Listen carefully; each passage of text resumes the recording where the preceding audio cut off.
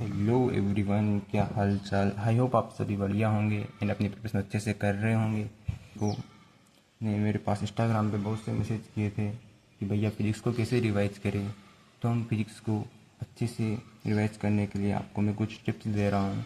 And ये tips जो मैंने अपनी प्रिपरेशन टाइम पे मैंने फॉलो की थी वो कुछ इस प्रकार से हैं कि अपन को फर्स्ट में क्या करना है कि अपन को पहले अपनी जो वीडियोज़ हैं, क्लास जिस भी रेस्पेक्टिव टीचर से अपन क्लास ले रहे हैं उनसे क्लास लेनी है। एंड क्लास लेने के बाद उसके नोट्स बनाने हैं साथ साथ।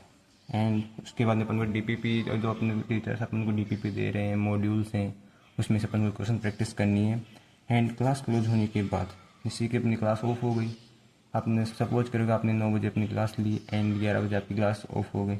उसके बाद में आपको क्या करना है कि जो भी नोट्स आपने पढ़े हुए हैं अगली क्लास से स्टार्ट होने से पहले 10 मिनट का गैप सभी को मिलता है, तो उसमें अपन को अपने नोट्स को एक तरफ एक बार पढ़ने पढ़ लें हैं और उसमें देखने अपन को क्या इंपॉर्टेंट है, कैसे अपन क्वेश्चन किए, कैसे अपन ने क्वेश्चन किए एंड सर ने क्या क्या बताया अपन को। एंड उनमें से उसके बाद में अपन को देखना है सेकंड स्टेप में भैया मेरे पास बहुत से पेरेंट्स के मैसेज आ रहे हैं कि भैया नोट्स कैसे बनाएं, साथ क्लास के साथ में बनाएं या क्लास के बाद में बनाएं। तो मेरा सजेशन ये रहेगा कि आप जैसे जैसे क्लास चल रही है तो आप टीचर्स के साथ अपने नोट्स को तैयार करते जाएं। एंड रही बात फार्मूला शीट की, फार्मूला शीट आपको ऐसा करना है जब आप पढ़ रहे हो या तो तभी बना लीजिए। अगर आप तब नहीं बनाते हो तो उसके बाद जब आप पूरा चैप्टर रिवाइज हो जाता है तो उसके बाद में आपको फॉर्मूला शीट एक बार पूरे चैप्टर के फॉर्मूला, जो जितने भी फॉर्मूलाज हैं जिन पे आपने क्वेश्चन प्रैक्टिस किए हैं उन सभी फॉर्मूला को एक एक दो पेज में, मैक्सिमम एक या दो पेज में उनको ले लेना है, ताकि आपको लास्ट टाइम जब आप रिविज़न करो तो उस टाइम पे आपको प्रॉब्लम नहीं हो, जल्दी से अपना चैप्टर रिवाइज हो जाए। उसके बाद में जब आप जो दिन भर पढ़ा है उसमें से रिलेटेड जितने भी आपने क्वेश्चन किए हैं उनमें अपने क्या गलतियाँ की हैं उनको अच्छे से एनालिसिस करना है। अब उसके बाद में मेन रोल आता है कि फिजिक्स को स्ट्रॉन्ग कैसे करें। तो फिजिक्स को स्ट्रॉन्ग करने के लिए अपन को मेरा ये सजेशन रहेगा कि थ्योरी के पीछे बिल्कुल मत भागो। अगर थ्योरी के पीछे भागोगे तो एग्ज़ाम में थ्योरी के क्वेश्चन आएंगे, एक या दो क्वेश्चन आ जाएंगे, बाकी न्यूमेरिकल्स आएंगे। जितने ज़्यादा हो सके उतने अपन को क्या करने हैं, न्यूमेरिकल्स करने हैं। अब आप बोलोगे कि भैया कि न्यूमेरिकल्स तो करेंगे लेकिन न्यूमेरिकल कैसे करें, कैसे समझ में कुछ सही नहीं आता। तो सबसे पहले अपने क्लास नोट उठाइए और उनमें से देखिए कि सर ने अपन को कैसे कैसे क्वेश्चन प्रैक्टिस करवा रखे हैं। क्वेश्चन प्रैक्टिस करने के बाद आपने जो क्लास में सर ने पढ़ाया क्लास नोट के क्वेश्चन अच्छे से कर लिए। उसके बाद में आपको करने हैं नीट के PYQ। अब नीट लिटरेचर की क्वेश्चन आपके पास जो भी मॉड्यूल है, जो भी आपके पास रिसोर्सेज है उसमें से आप नीट के PYQ कीजिए। और उसके बाद में मेरा सजेशन रहेगा कि आप JEE मेन के लास्ट 5 ईयर के PYQ कर लीजिए। 5 ईयर की PYQ करने से ये होगा कि चाहे पेपर कैसा भी लेवल का आए, जैसे भी लेवल का आएगा उस हिसाब से जैसे आप जितने मजबूत क्वेश्चन करोगे, जितने स्ट्रॉन्ग, जितने कॉन्सेप्चुअल क्वेश्चन करोगे उतना आपको फ़ायदा होगा। क्योंकि जो JEE मेन के क्वेश्चन होते हैं उनमें एक ही नहीं मल्टी कॉन्सेप्ट होते हैं, और मल्टी कॉन्सेप्ट होते हैं तो अपने एक ही क्वेश्चन के साथ बहुत सारे क्वेश्चन आ जाते हैं। जैसे कि मैंने अपने प्रिपरेशन टाइम पे किया था कि मैं एक ही क्वेश्चन पकड़ता था, उसको अच्छे से करता था। उसको अच्छे से करने के बाद में रीनीट जब हुआ तो मेरे को फिजिक्स का इतना हार्ड नहीं लगा। उसके बाद में अपन को चलना है कि और एक सबसे इम्पोर्टेंट बात कि बहुत से बच्चे जो होते हैं, जब मैं अपनी प्रिपरेशन कर रहा था उस टाइम पे सर के भी विष्णु नागर सर से अपने पढ़ाए, तो उन्होंने उनसे बोलते थे कि भैया कि सर आप जो पढ़ाते हो वो क्या उन्हीं में से पेपर आएगा या नहीं आएगा।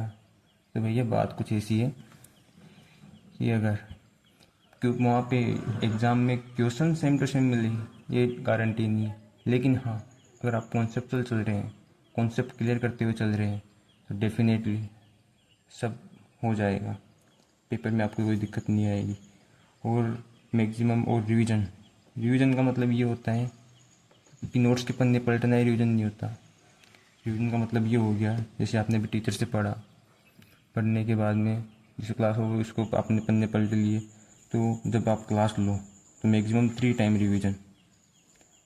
एंड जिस भी टीचर से आप पढ़ रहे हो उन्हीं को शुरू से लास्ट तक फॉलो करना है। इसलिए मैंने यहाँ पे लिख रखा है कि मल्टीपल टाइम रिवीजन। इसी सब्जेक्ट में नहीं, हर एक सब्जेक्ट में आपको मल्टीपल टाइम रिवीजन करना है। जब आप मल्टीपल टाइम रिवीजन करोगे तो उससे क्या होगा, जब भी आपको कोई जैसा भी क्वेश्चन हो, कितने भी कॉन्सेप्चुअल लग रहे होंगे, तो उसमें आपको कॉन्सेप्ट क्लियर होगा तो आप उस पर पकड़ पाओगे। और बहुत से बच्चों को होता है कि भैया क्वेश्चन प्रैक्टिस करने के लिए क्या क्या करे क्या नहीं करे, तो मेरा सजेशन यही रहेगा कि सबसे पहले अपना क्लास नोट्स को अच्छे से करो।